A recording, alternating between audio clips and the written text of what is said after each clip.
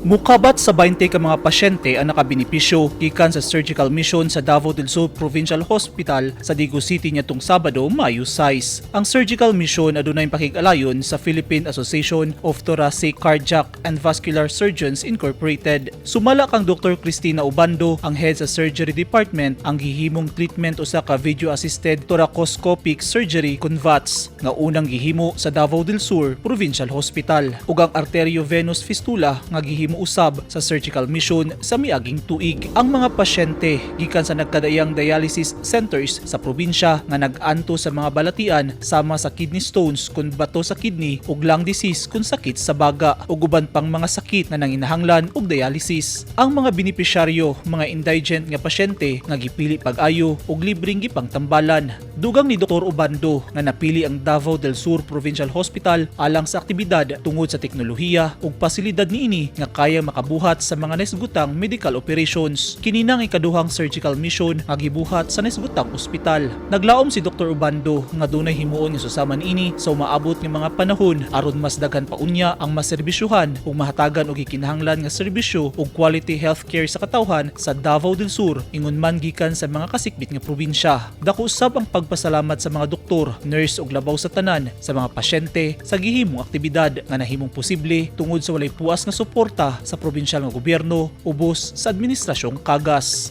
Eugene Hinutan, Newsline Philippines, Davao Region. Stay safe,